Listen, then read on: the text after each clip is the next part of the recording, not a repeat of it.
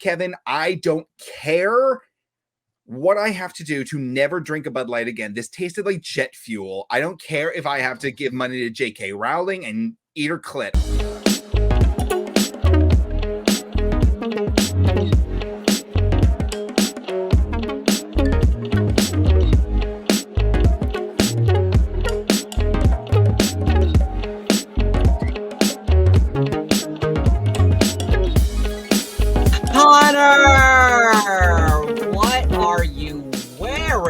I am wearing my morning outfit. We'll explain in a minute, Kevin. I'm here with my palisman. I'm wearing my fancy little witch hat. And I am wishing you a happy Monday at 7 p.m. here on Fruity Cereal. Welcome back. Welcome, everybody. Well, we want to welcome you. Welcome. I don't know what that means, but anyway, how are you doing, Kevin? That's a complicated question. Let's skip it for now. Okay, fair enough. I'm doing really poorly because the Owl House is now over on Disney Channel, and I'm still very upset about that. Yes. That should have, you know what? That should have been a gay news story, but it's not. But for some reason, I can't find any outlets that Kevin, reported on that. I dressed for the occasion. Look at this outfit. I wouldn't wear this my day to day. I know. It's... Honestly. Yeah, it is really sad that the Owl House is over. But I really gotta say, I personally thought the show wrapped up very nicely. I am super impressed with what Dana Terrace and her team managed to accomplish with the little time that Disney gave them. There was a really cute moment in the show. We should talk about this later, but why not right now? There was a cute moment. There was a character in the finale that was voiced by Dana Terrace where she's like, you know what? I quit. I'm out of here. And I was just like, that's freaking hilarious. Was that in the finale or was that in... It was in one of the 3-part finale, like in season 3, if you want to call it that. But, damn. I must have missed that. Wait, I think, was it she was one of the Emperor's Coven guards. She was a nothing character, but she snapped at Bellows and was like, I'm fucking out of here. It was cute. Bellows was a goo monster during season 3. Bellows was one of the best Disney villains to come out of a television series in quite some time. I was really impressed. And we got to I don't want to talk spoilers, but I do. Oh my god. This is it's not a spoiler to say that Bellows was a goo monster. It is, but I want to talk about what happens after the goo monster. Oh. The stomping? No, yeah, obviously I do want to talk about stomping. The main cast curb stomped him into a... Okay, now you're spoiling it. I left it vague. Okay, I hate you. I hate you so much. Anyway, welcome back to Fruity Cereal. Here's my mug of the day. Oh my gosh, and my freaking light is so washed out. White. Yes, white. Are you a good witch? Or I think you know what the other side says. Well, let me see it. Or are you Saddam Hussein? Are you a bad witch? Yeah, what a question! What a question to ask someone after establishing that good witches are pretty and bad witches are ugly. She did, just kill somebody, so... Yeah, but you just said only bad witches are ugly. Yeah, I know, but you asked her if she's a bad witch. I know, but she just assassinated one of the most powerful figures in the country, and you're ballsy enough to walk up to her and be like, I think you're ugly. Okay, but I think Glinda knew that she didn't... Glinda's a shady bitch. We've established this. Anyway, Kevin, how are you doing otherwise? Let me wish you a very, very... Oh, god damn it. Happy fucking kickball day.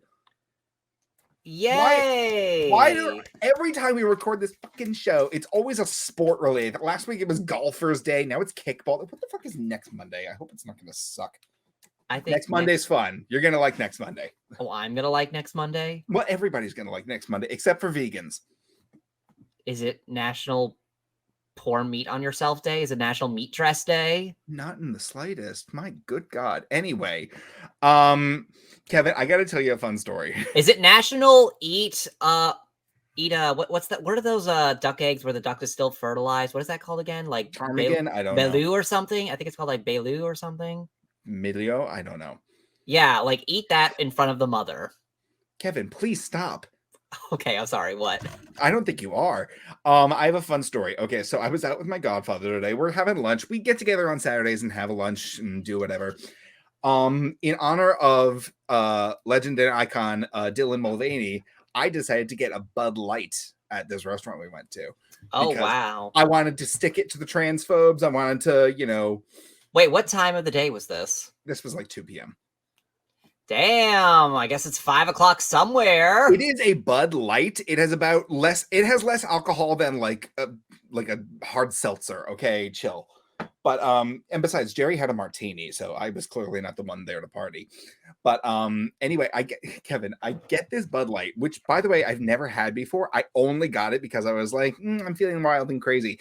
Kevin, I don't care what I have to do to never drink a Bud Light again. This tasted like jet fuel. I don't care if I have to give money to J.K. Rowling and eat her clit. I don't fucking care. It was the most disgusting thing I've ever drank.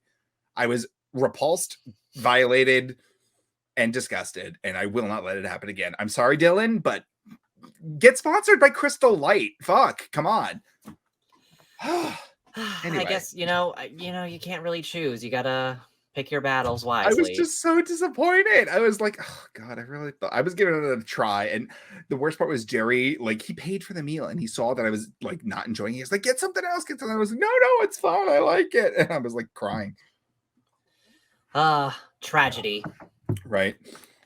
Speaking of tragedies, do you have any more sad stories to like really bring the mood down this week? Because last week I had to talk to my therapist after. Okay, not this week. This week I actually is like mostly uplifting stories. I hope you realize that I can't trust you, but I guess I understand. I understand that you don't trust. I understand that you can't trust me. I know. Let's just dive on in, please.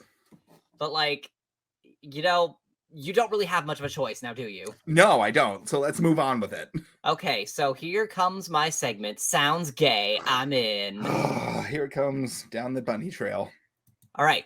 First story is Monique comes out as queer in new Netflix comedy special. No shit, really? Yes. Oscar winner Monique has come out as part of the LGBTQ plus community in her new stand-up special. On April 4th, the beloved comedian released her highly anticipated Netflix special, My Name is Monique. While the comedy project was full of hilarious moments, it has also featured Monique opening up about personal topics regarding her LGBTQ plus family members, like her Uncle Tina. After her heartfelt admission, Monique talked about Uncle Tina's complicated relationship with her grandmother due to the former's queer identity. The strained family dynamic resulted in Monique refraining from opening up about her own sexuality. I did not want her to leave this earth thinking she was a failure, because had I told her my secret thoughts, she would have left thinking that she failed. Oh my god, that's really sweet. That's really sweet. That was actually a little flavor of sadness in there, but yeah, you passed the test. Melancholy is the word we're looking for. Ennui. Ennui. Ennui. ENNUI. It's a French word. Damn, Connor, when did you start becoming a stoner? Fuck. Okay, Kevin, you gotta tell me, what did Monique win an Academy Award for? I don't know, actually. You can't just say Academy Award winner and not know. What? Come on. It might have been... was it for... I think it was when she played the mother in Precious, I think, maybe. Oh, I could see that. Maybe that was it. I could see that. That was a phenomenal and truly sad movie. Yeah. Okay. What was it? What was it for? 2010 Best Supporting Actress. It was in 2010. Okay. Thank you, Pod Daddy. Well, what movie was it for? Oh, I don't know. Kevin, let's move on. You have more stories. What? You asked! It was for Precious. You win. Oh, Precious. Wait, that was the movie. Yes, Precious. Wait. I was like, I thought, never mind. Okay, next story. New Spider-Man Across the Spider-Verse trailer features a powerful trans flag. Oh, I did see this. It said protect trans kids. Yes, the latest trailer for Spider-Man Across the Spider-Verse features an inclusive message for the trans community. While the brief teaser was full of eye-opening interactions and action-packed sequences, it also featured a brief LGBTQ inclusive Easter egg.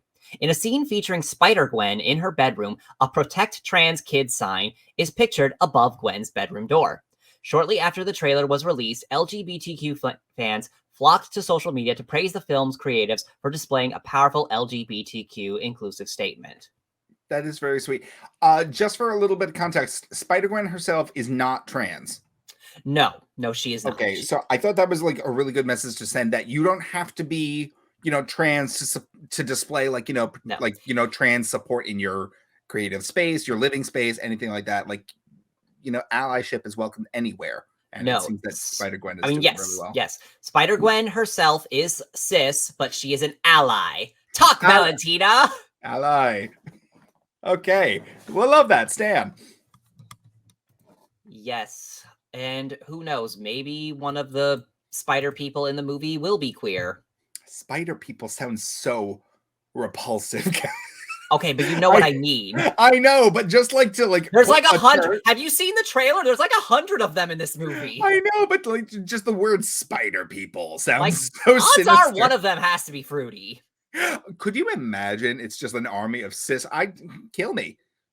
It's probably the Andrew Garfield one. It's probably the Andrew Garfield. Yeah, absolutely. Oh God. Anyway, continue. Next story. Pedro Pascal says he's lethally protective of trans sister Lux. Oh shit! Okay, that's scary. Yes, that's what the article is. That's the word that I believe that he used was lethally protective. I just love how I'm like, Kevin, don't make it sad now, and now you're like, okay, how about fear instead? It's like, okay, no sadness. How about fear? Okay, is that the whole story, or do you have more? No. Pedro Pascal has hailed his sister Lux as one of the most powerful people and personalities he's ever known. In 2021, the actor voiced support for the actress and trans activist when he shared a photo of her cover for the Spanish language magazine Ya, where she opened up about her gender identity for the first time.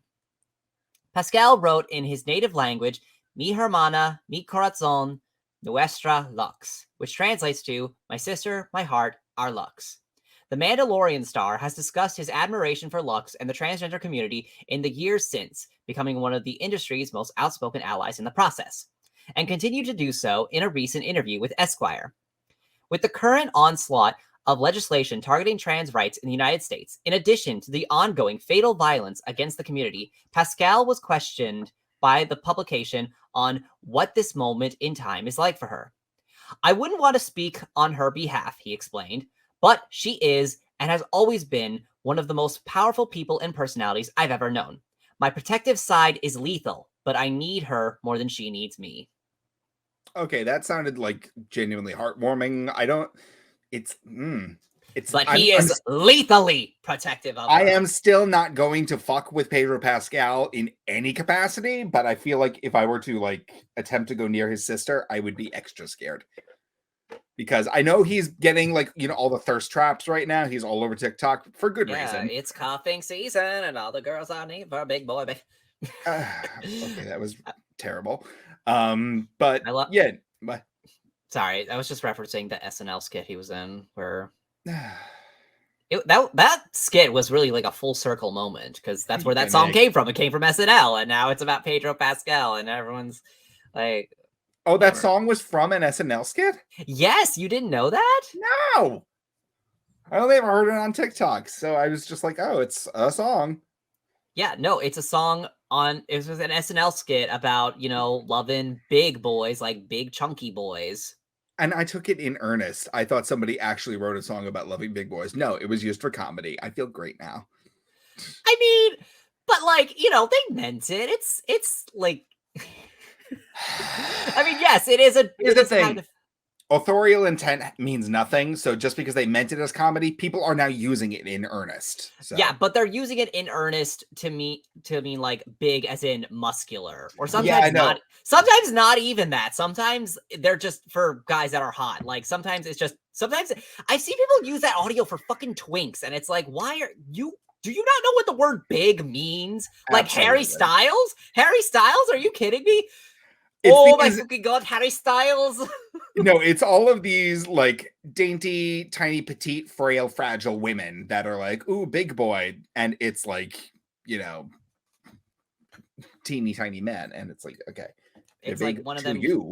Yeah, it's like someone who was from One Direction or one of them K-pop bands. Oh my goodness. I mean, not all of them are. I mean, I think there's like one of them is like, I don't know. I'm not a K-pop stan. I don't know anything about K-pop. But I'm sure one of them is actually big. I think there's one named like Wonho or something. I think that he's like actually like he's like a bodybuilder. But isn't that town in California with all the fags? Connor, that's WeHo. Also, I can't believe I just said that word on the podcast. You did. I don't use that word in my. You didn't question it. I am. I did. Oh my god! The fact that I didn't even like flinch at that, I was. Now is the question: are we going to clip that for TikTok, or are we going to get in trouble? I don't know. I don't know. That's a good question. I don't know. I mean, technically, we're allowed to say that, but like, I don't know. TikTok only cares if you say stuff against white people. You can say anything else, and they don't care. So that's true. Like the time I called. If you're watching this on TikTok, like the video. Like the time I called Vladimir Putin on my live. You got called out for bullying a fucking warmongering dictator, and I love that. Yeah, I got banned from TikTok Live for bullying. You called them a name, and they're like, "You're getting pulled for bullying." Yeah, and I got banned for bullying. That was great. You have more stories? Yes, I have many more stories, so I should probably get through them. Billy Porter to play James Baldwin in upcoming biopic. James Baldwin? Yes. Okay. Category is biopic. Billy Porter is pulling double duty for his next role. The Pose actor is co-writing and starring in the lead role in a movie about the life of novelist, playwright, and activist James Baldwin. It's a full circle moment for Porter, who quoted Baldwin in his 2019 Emmys acceptance speech. Details about the project are still TBD, but it will be based on David Leeming's book, James Baldwin, A Biography, and directed by Byron Allen. That sounds very cool. And I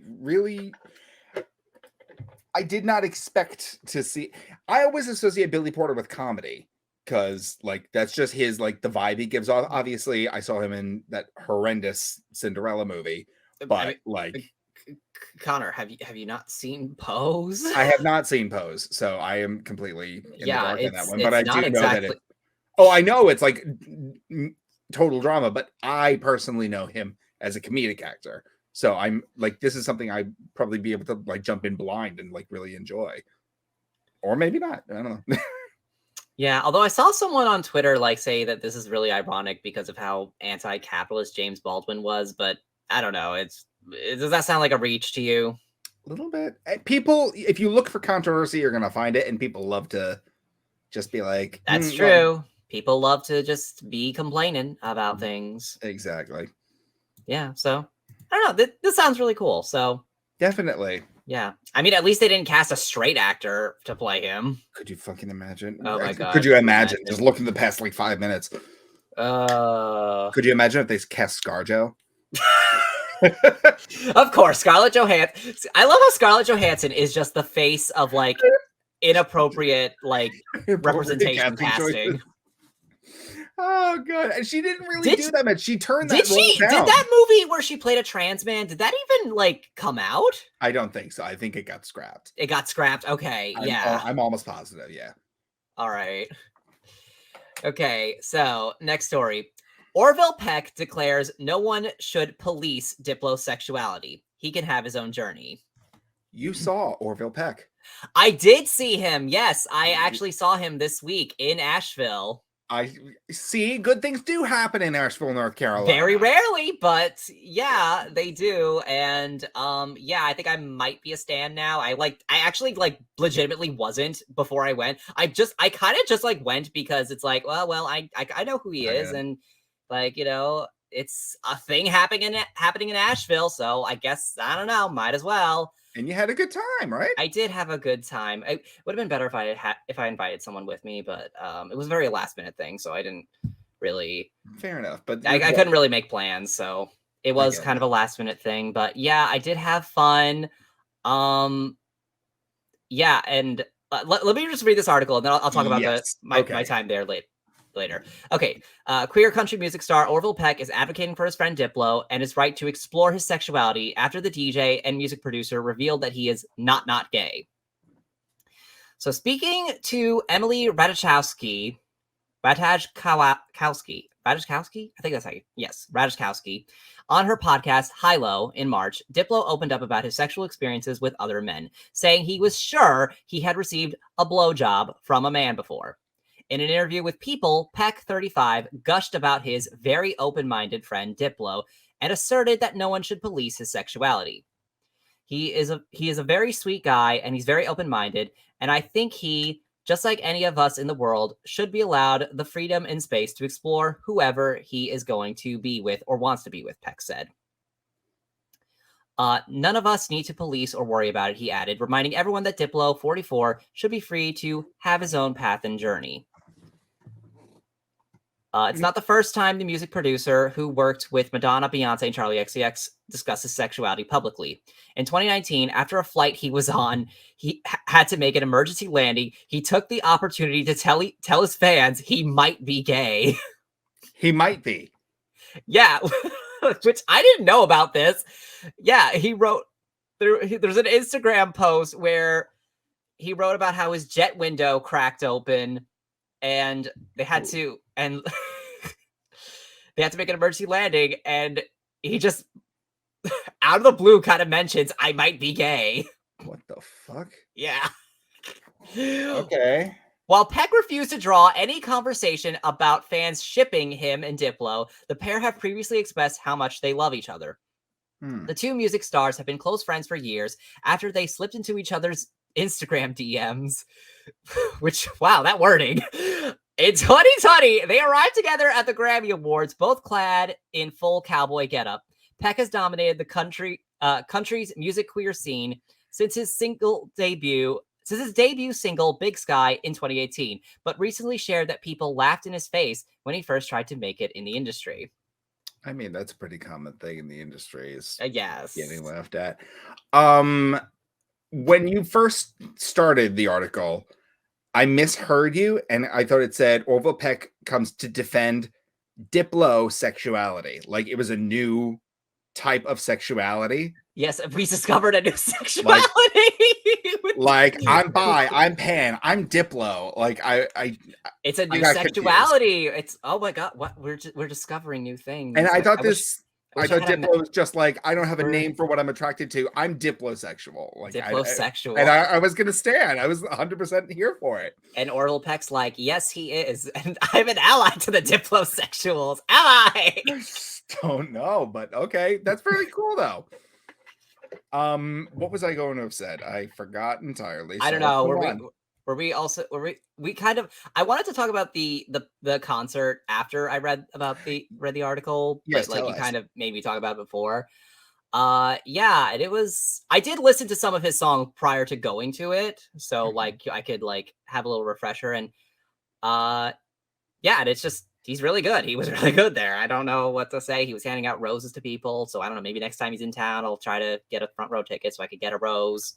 Okay, that's kind of fun though. Yeah, you know, it's kind of funny. When I first like heard of Orville Peck, like I was kind of scared of him. He's kind of spooky. Like he's got that mask with the fringe. It kind of makes him look like Cthulhu a little bit, but like a sexy Cthulhu, a sexy cowboy Cthulhu. I made the joke until I discovered that he was actually a Carol Burnett skit. He looks like the Phantom of the Grand Ole Opry.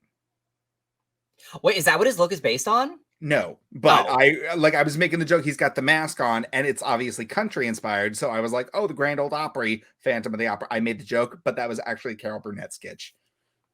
Oh, so you were stealing another joke again? No, I made the joke, and then I discovered that she already made the joke, so I accidentally stole it.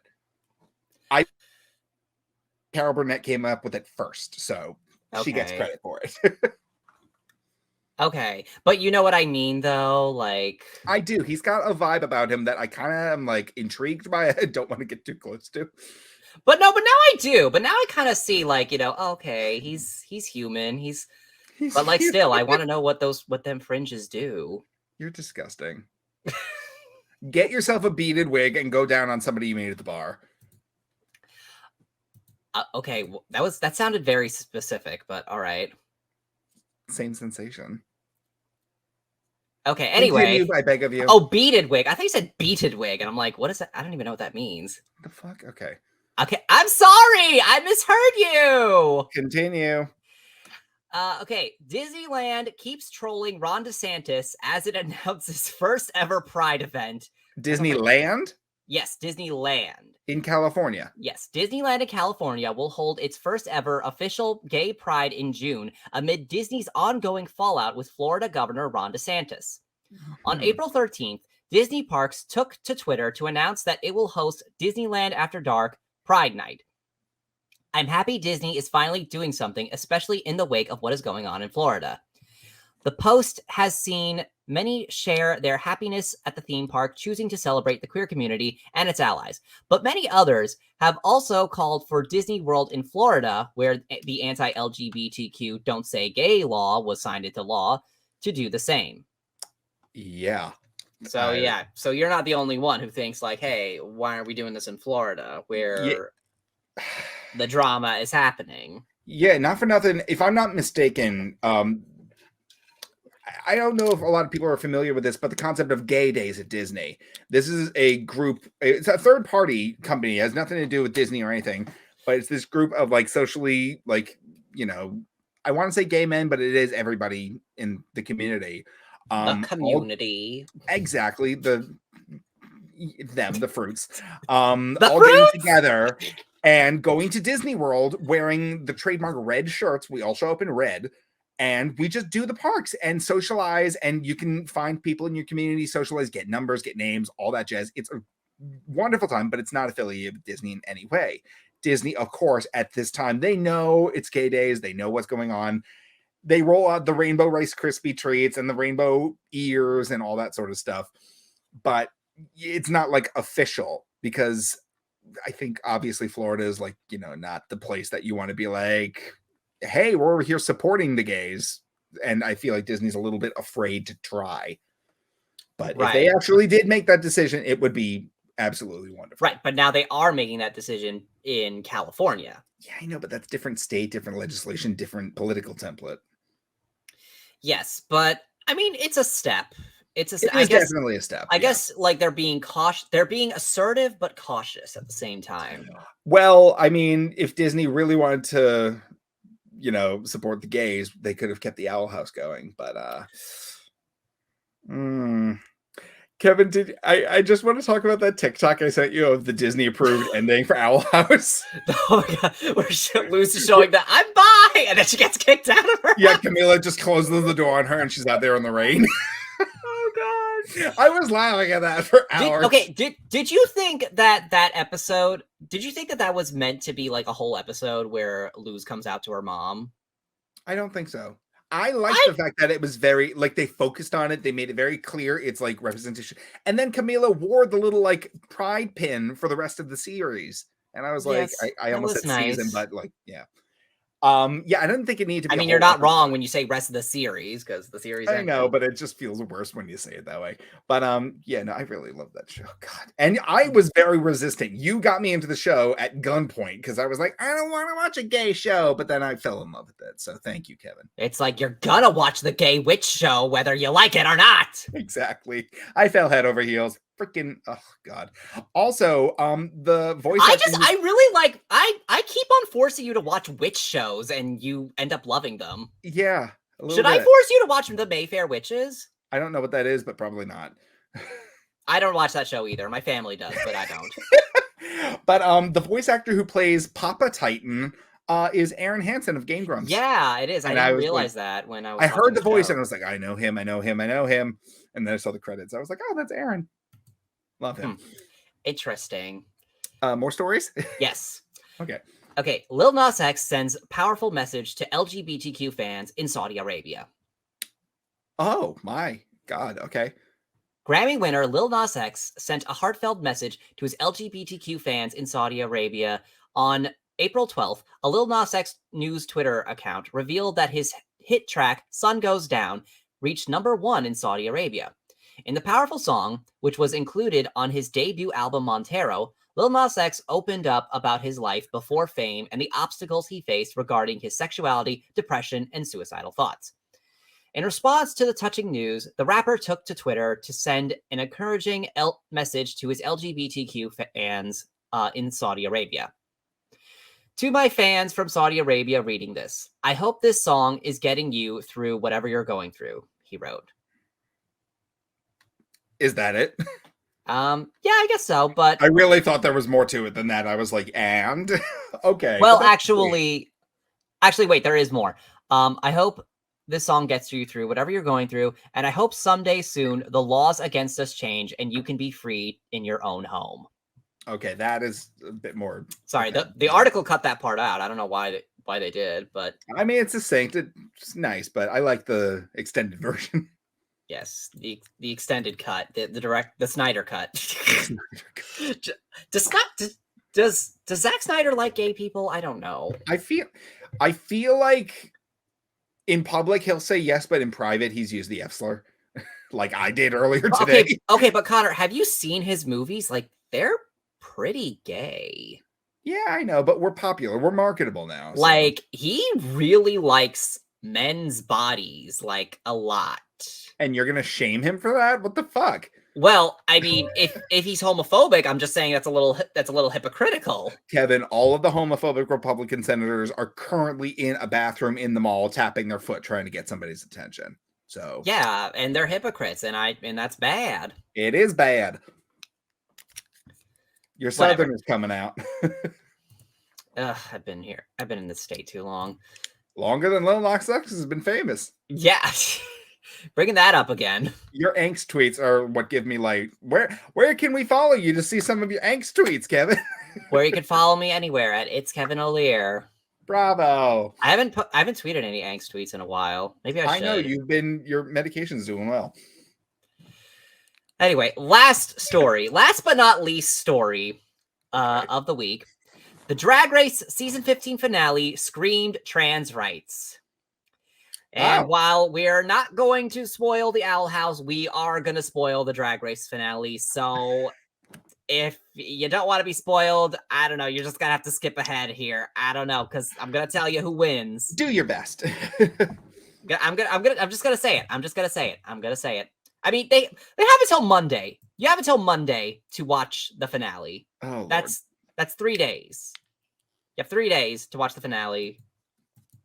If you're a big fan, I don't know, maybe you should have already seen it by now. Anyway, this goes to every trans person, past, present, and future, because we are not going anywhere.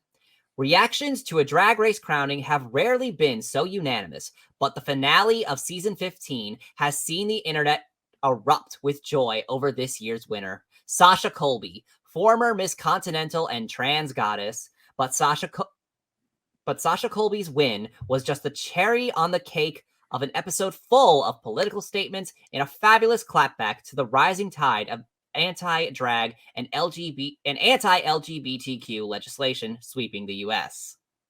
That's really nice. Okay. I do like how they're not afraid to get political on the show, because at one point... Oh, no, they are not. Not seriously. Connor, they're pretty much ever since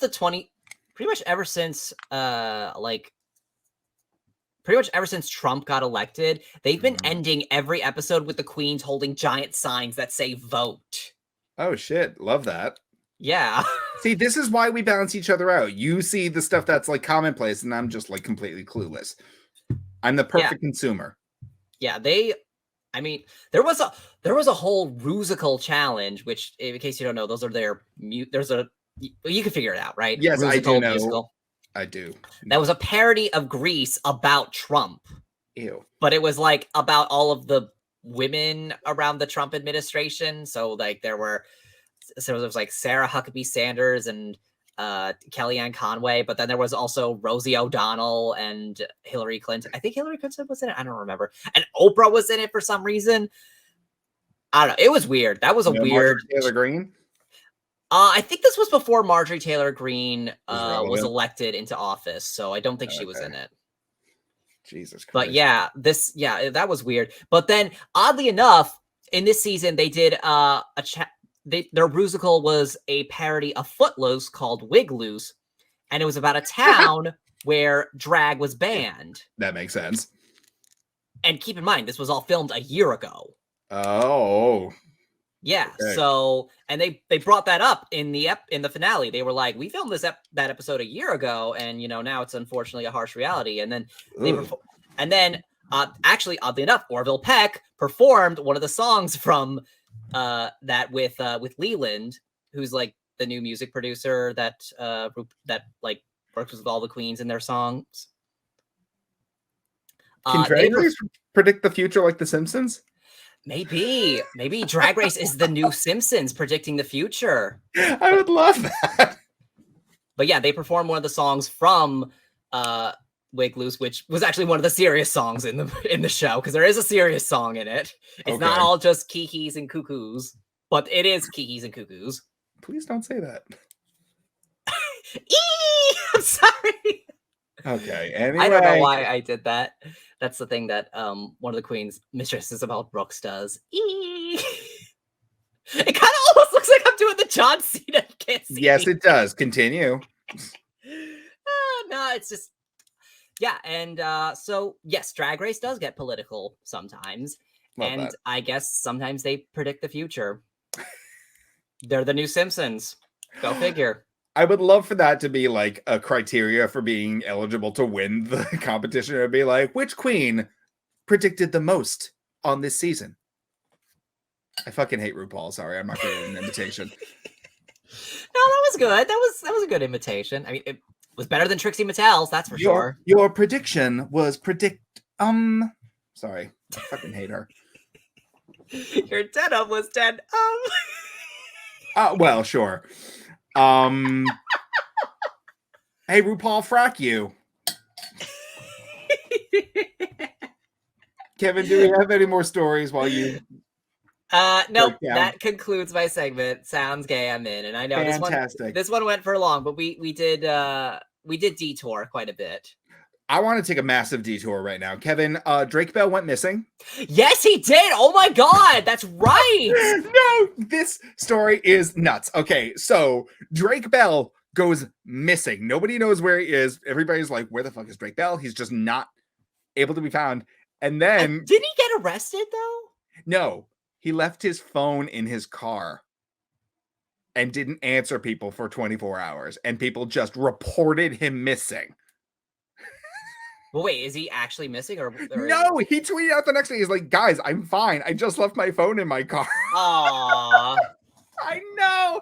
Everybody was like, oh my God, they thought he went to like Epstein Island or some shit. I don't fucking know. But everybody was like, holy shit, Drake Bell is like missing or kidnapped or whatever. It's like, no.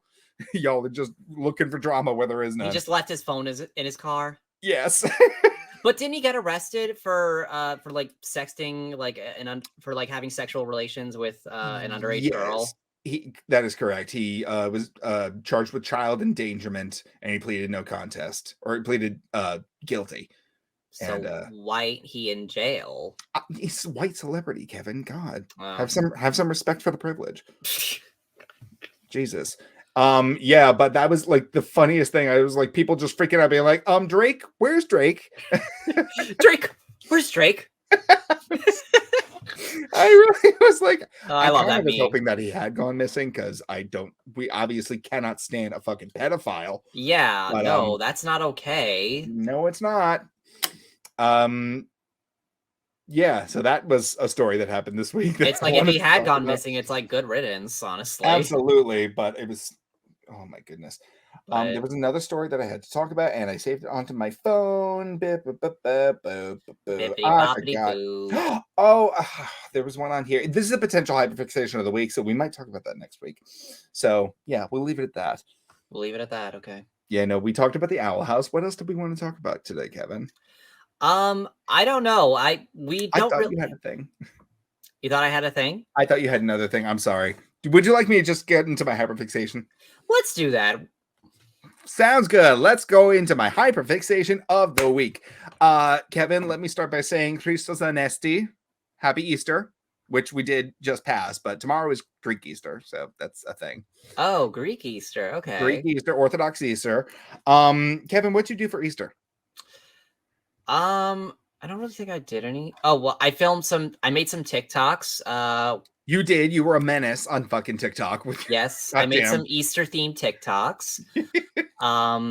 All of which were absolutely hilarious, but I don't want it to go to your head. And I don't know. I didn't really do anything else. I mean, my family and I had lamb shanks. That's nice. I like that. All right. I guess that's an Easter food for some reason. I don't know. I mean, the Lamb of God, Kevin. So why are we eating him then? Because he gave us his body and blood and said, "Chow down, bitch." I don't fucking know. That was aggressive. My God. That was aggressive. I mean, I don't know. I mean, that's pretty much what, most Christians think Jesus is like anyway, aggressive. So he's just a walking Pop-Tart. Anyway, the body on the outside, the blood on the inside. He's a he's a human ravioli. Ravioli. Okay, sure. Anyway, the train hopped the rails. Holy shit. I gotta anyway. Hunter, there is no train. This is like Mickey and Minnie's Runaway Railway. I'm really sorry, but I'm really not that sorry, because what I'm doing right now is not nearly as blasphemous as something that I recently discovered. Okay, Kevin, are you familiar with the Church of the Rock? Oh my God! Wait, I am. Yes, you are. I am, because I am, and it's thanks to Jenny Nicholson that Kevin, I am aware of that. It is not Easter until the Church of the Rock crucifies a Disney character. Okay, let's talk about. It's not just Disney characters. They don't just do. It's not just Disney, but the ones that I harvested are obviously Disney because they're more in the public eye. Kevin, I would like to roll up a couple of photos for us to look at really quick. Okay. This past Sunday on quote unquote Catholic Easter, if I'm going to call it that, the Church of the Rock did I don't want to say illegal, but they did a parody musical called Beauty and the Beaster, which is absolutely hilarious. If I could pull up a photo of the poster for this show, it is nuts.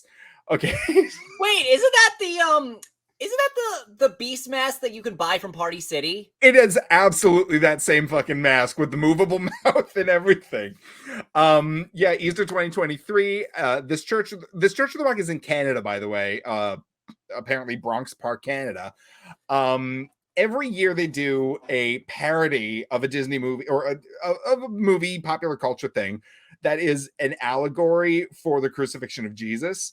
If we could move to the next photo, this one, I can't make this shit up. I cannot make this shit up. Kevin, they crucified Belle. Which I am so surprised that they decided Belle was the character that they crucified. Well, it made sense because if you actually saw, I didn't want to pull up any clips because I thought the church would come for me, which I don't feel like going through that again. The church, this isn't like, they're not using Beauty and the Beast music. There's a clip of Belle singing, what was it? It was Carly Rae Jepsen.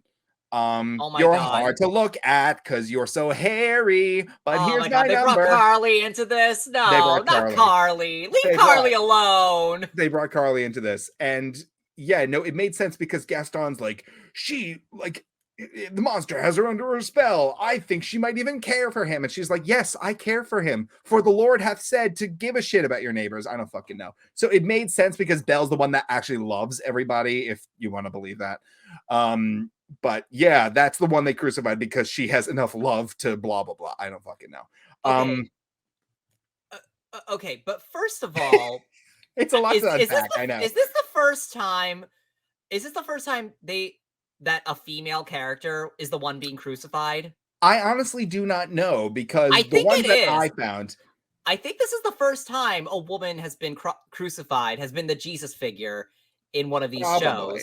I want to say probably because, them even acknowledging the fact that, the Messiah might be female is like, whoa. Yeah, I feel like that might be blasphemous to some people to depict your Jesus figure as a woman. Like depicting it as Jack Sparrow, that's fine. But a woman? No. Oh, well, let's continue to the next photo. Wait. I'm not done yet. I am. Well, Kevin, Easter 2022, we have the Lion King of Judah. That's fucking Toucan Sam. It's exactly Toucans. Kevin, let's just break this look down. Okay, first of all, we got Lion Danny Zuko with his pleather vest with his buttons and pins on them. Then we've got his like underage son. He looks like Zach Morris from Saved by the Bell. And then we've got Donkey Kong in the front row with his business tie. I'm pretty sure that's a woman playing Simba. Most likely. But I just, oh my goodness, Kevin, I can't, because they photoshopped Zazu or Toucan Sam to be in flying position. I thought it was a puppet at first. No, that's a human. No, I can tell that's a person. That's a human in a full costume that they just photoshopped to look smaller and to be flying. But I don't have a photo of the crucifixion. I'm assuming it is Simba. Yeah, it's Simba. I don't see Nala getting crucified or Zazu. But yeah, that was Easter 2022. Let's go back another year to the next photo, please. This was Kevin. We crucified Batman now. Which is okay, and this one is ironic because I think that Superman was in this show. I do believe this was like a massive DC Superman crossover. is always used as a Jesus allegory, like always. Well, in all the movies and all of the whatever. I don't know. People love to compare Jesus to Superman, even though Superman's more comparable to Moses, but whatever. 100%. But I think this one works because Batman spends most of his time, like, you know, beating mentally ill people up and giving money back to the rich. So can you tell I don't belong to the church anymore? I'm very, said the guy in the witch hat, like, honestly. Let's move on to the next photo, please. And then we crucified Iron Man. And I also and then he starts singing Tub Thumpin'. What the hell's that name of the song? Chumbawamba. Tub Thumpin'. Yes. I get knocked down, then I get up again. I love that you know exactly what is going on here because these are because I've seen Jenny Nicholson's deep dive on these. And I'm so glad we got God, Kevin. She made a whole video essay about this. I know, honestly. And there's so many more. There's Joy Story. There's God, Kevin, it continues. There's a Back to the Future one. There's a Star Wars one. And you forgot to mention that they always do, like, you know, covers of pop songs, and sometimes they change the lyrics. And I did not know that. And there's one lady consistently, and I think it's this woman in the purple shirt playing Pepper Potts, who does like a power ballad, you know, after the Jesus character gets crucified. Oh my God. Did not know that. Okay. Well, good for her. Get your roles. I mean, she does. Yeah. Like secure the bag, maybe. Oh my goodness. I think that's the last photo we've got of this at the moment, but I was on the floor rolling with laughter because this is the most unhinged shit. I am sad that I lack the creativity to make this shit up. And every year this freaking church does it. And it's just so fucking funny. So yeah, that was my hyperfixation of the week. I'm actually tearing up. Also, there's something in my eye. It was so great. Can we go back to why I think it's weird? Another reason why I think it's weird that they crucified Belle instead of the Beast, because in the actual movie, the Beast literally dies and comes back to life. I understand where you're coming from. However, you're going to have to join the church and give them your notes.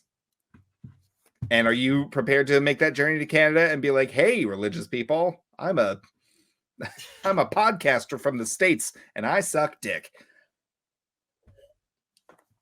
On a good week. Anyway, that was a little aggressive.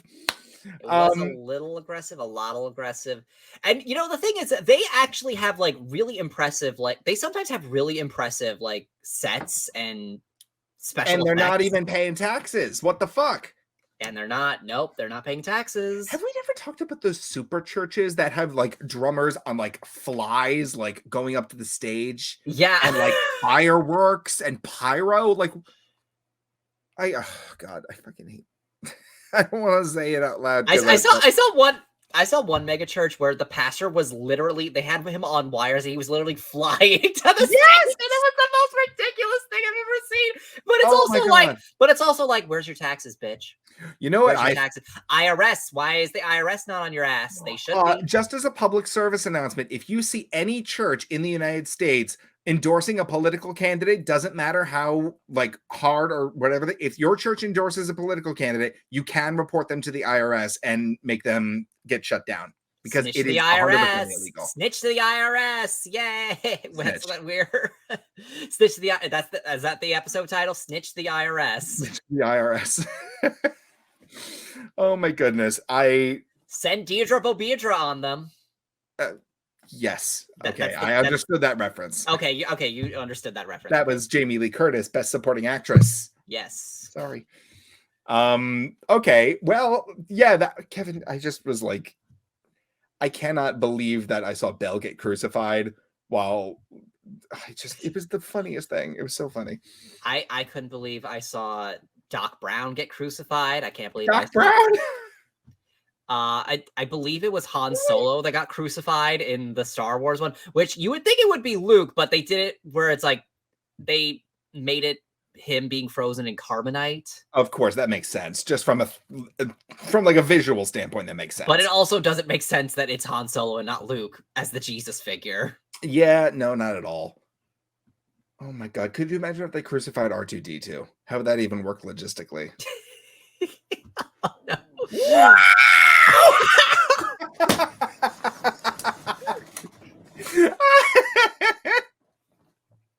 But you see, how come people thought that my TikToks were blasphemous, but this isn't? Kevin, we haven't uploaded this yet. We could be swamped with hate by Monday, okay? But Kevin, why are you hating us? Why are you hating us? We're not the ones putting on these plays. Did you notice we got a turf subtweeting us the other day? You and I came for them in the comments. Yes, and of course they were someone who paid for Twitter too. That was what you came for them for. But it's always those people who pay for the verified badge. It's because always they're those like people. Elon fanboys and girls. They're like, "Ooh, Daddy Elon, take my money." Yeah, I'm a cash fag. That's the second time I've used that word in the show. Oh my God, Connor, you keep Connor keeps slurring. Connor keeps slurring. That's the title. I'm in a new era. Can you tell? You're in your slur era. The Abilify is doing some work. Eras. The concept of eras, that was a big theme in the season of Drag Race. We do love Eras Tour Taylor Swift. Eras Tour Taylor Swift. I don't give a thing they predicted. I don't give a fuck if my tickets are $1,000. I don't perform for broke bitches. Okay. But Kevin, realistically, predictions for next year's Church of the Rock Disney or whatever Easter play go. I think I'm surprised they didn't do Avatar this year. I feel like they'll do Avatar next year. Avatar, really? I don't know. I feel like Avatar again came and went in flash in the pan. I don't know. I feel like there's a renaissance, an Avatar-essence. I don't know about that. Shrek. They're gonna do Shrek. They're not gonna do Shrek. No way. Shrek is gonna get crucified. No, you know what they're going to do? What? The little, I don't know, the little Christ maid and Ariel is going to be white. Ariel is going to be white. She is going to be. And oh my God, how do you crucify a fish?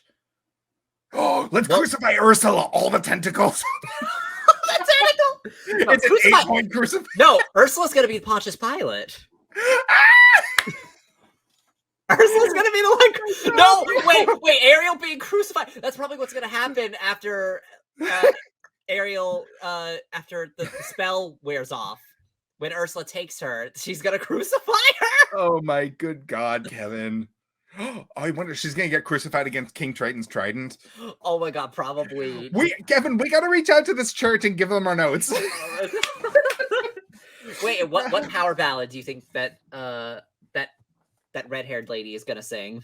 I am Bad Cinderella. No, she's not going to sing Bad Cinderella. She's going to sing a song. Why not? It's a bop. Anyway. She's going to sing a basic song that's been overplayed like a million times. Probably like, I don't know.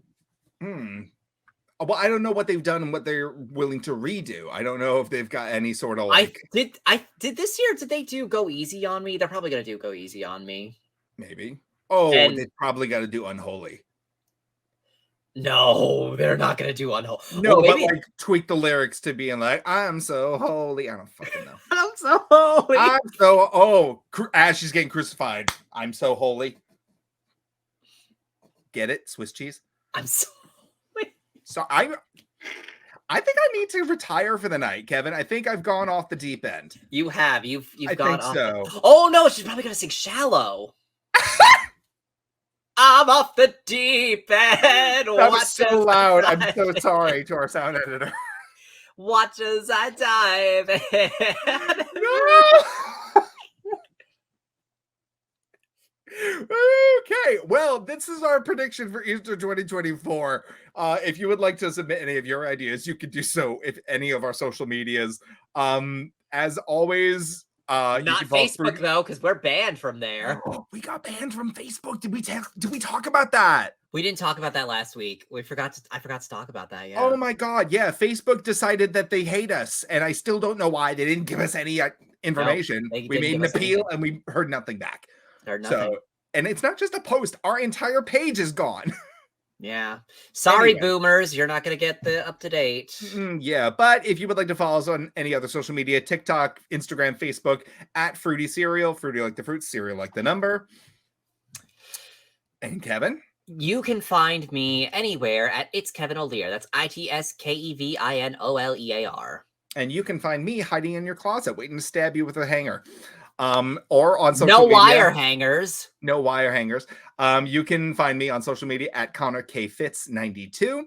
As always, you can find Fruity Cereal wherever you get your podcasts: Apple Podcasts, Spotify, iHeartRadio, Acast. Also, check out our existing website, etbpodcast.com.